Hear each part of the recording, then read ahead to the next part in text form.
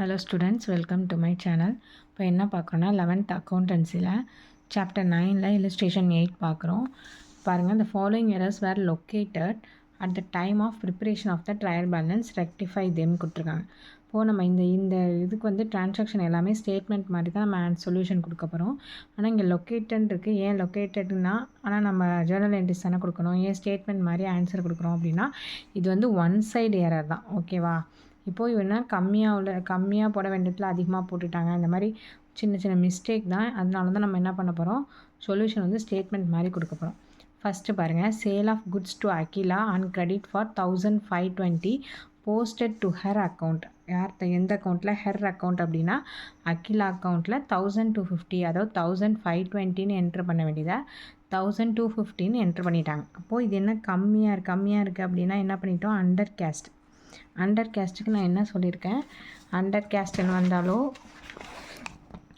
Under caste less short வந்தால் original method அப்படியே போடணும். இதே ஓவர் கேஸ்ட் மோர் எக்ஸஸ் வந்தால் ஆப்போசிட் மெத்தட் போடணும். இந்த ஃபார்மேட்டை நல்லா ஞாபகம் வச்சுங்க. இப்போது இது வந்து கம்மியாக தான் அவங்க வந்து போஸ்ட் பண்ணிட்டாங்க. 1520 போஸ்ட் பண்ண வேண்டியதை 1250 சொல்லிட்டு போஸ்ட் பண்ணிட்டாங்க. இப்போது இதுக்கு ஒரிஜினல் என்ட்ரி என்ன வரும், sale of goods to Akila. அப்போது இதுக்கு ஜேர்னல் என்ட்ரி என்ன போடுவீங்க, Akila account debtor to sales account அப்படின்னு சொல்லிட்டு போடுவோம். அதே தான். ஆனால் இப்போ யார் அக்கௌண்ட்டில் தப்பு பண்ணிட்டாங்க, ஹெர் அக்கௌண்ட் அப்படிங்கிறத அகிலா அக்கௌண்ட்டில் தப்பு பண்ணியிருக்காங்க. 1250 என்ட்ரு பண்ணியிருக்காங்க. அப்போது சொல்யூஷன் என்ன எழுதுங்க, Akila account should be debited with 270. Difference தான் எழுதணும். 1520 மைனஸ் 1250 லெஸ் பண்ணிங்கன்னா 270. அந்த டிஃப்ரென்ஸு தான் போடணும். இப்போ புரியுதா? இந்த ஸ்டேட்மெண்ட் புரியுதா?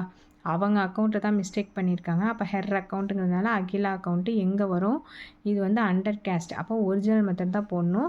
சேல்ஸ் கிரெடிட்டில் வரும், அகிலா டு சேல்ஸ் தான் வரும். அகிலா வந்து டெபிட்டில் இருக்கிறதுனால Akila account should be debited with 270 அப்படின்னு சொல்லிட்டு என்ட்ரு பண்ணியிருக்கோம்.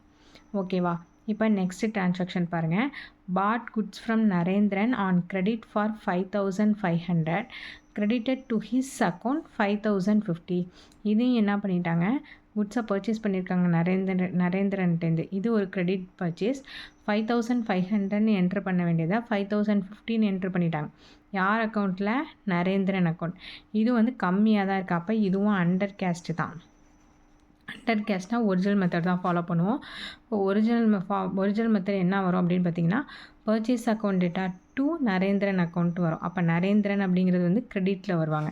Narendra account should be credited with 5500 minus 5050 less பண்ணிங்கன்னா 450 வரும்.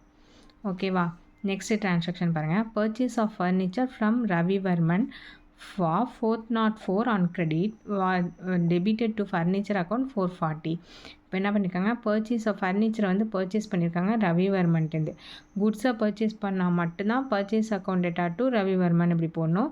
எனி அசட்டை பர்ச்சேஸ் பண்ணியிருந்தாங்க அப்படின்னா எந்த அசட்டை பர்ச்சேஸ் பண்ணுறாங்களோ அதோட நேம் தான் வரணும். இப்போ ஃபர்னிச்சர் பர்ச்சேஸ் பண்ணால் ஃபர்னிச்சர், மிஷினரி பர்ச்சேஸ் பண்ணியிருந்தாங்கன்னா மிஷினரி அப்படின்னு சொல்லிட்டு அந்த அசட்டோட நேம் தான் வரணும். ஓகேவா? குட்ஸை பர்ச்சேஸ் பண்ணால் மட்டும்தான் பர்ச்சேஸ் அக்கௌண்ட் அப்படின்னு வரணும். ஓகே, இப்போ என்ன பண்ணுவோம், இப்போ ஃபர்னிச்சர் டு ரவிவர்மன் அக்கௌண்ட் அப்படின்னு சொல்லிட்டு வரும். இப்போ என்ன பண்ணியிருக்காங்கன்னா 404 440 அப்படின்னு சொல்லிட்டு என்ட்ரு பண்ணிட்டாங்க.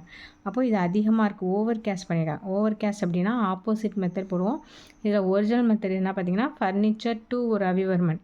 ஃபர்னிச்சர் எங்கே இருக்குது, டெபிட்டில் இருக்குது ஒரிஜினல் மெத்தடில். நம்ம இது ஓவர் கேஷ்னால ஆப்போசிட் மெத்தட். அப்போ ஃபர்னிச்சர் என்ன பண்ண போகிறோம், கிரெடிட் பண்ண போகிறோம். Furniture account should be credited with balance 440 minus 404 பண்ணிங்கன்னா 36. ஓகேவா? நெக்ஸ்ட்டு அடுத்த டிரான்சாக்ஷன் பாருங்கள். Purchase machinery of cash 2000 was not posted to machinery account. Machinery அக்கௌண்ட்லேயே போடாமல் விட்டுட்டாங்க. அப்போது என்னத்தை பர்ச்சேஸ் பண்ணியிருக்காங்க, மிஷினரி. ஓகேவா? எந்த அசெட் பர்ச்சேஸ் பண்ணியிருந்தாலும் அந்த நேம் தான் வரும். இப்போ மிஷினரி டு கேஷ் அப்படின்னு வரும். ஓகேவா? மிஷினரி டு கேஷ் இதை போடாமல் விட்டுட்டாங்க. அப்போது இது அண்டர் கேஷ் மாதிரி தான். அப்போ மெஷினரி ஒரிஜினல் மெத்தட் தான் ஃபாலோ பண்ணுவோம். மெஷினரி எங்கே வரும், டெபிட்டில் தான் வரும். Machinery account should be debited with 2000.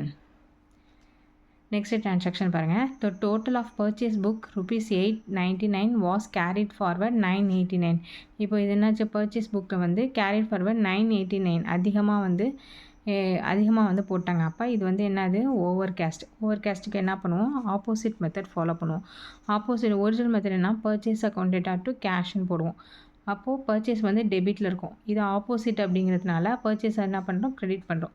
Purchase account should be credited with ₹90 டிஃப்ரென்ஸை தான் போடணும்.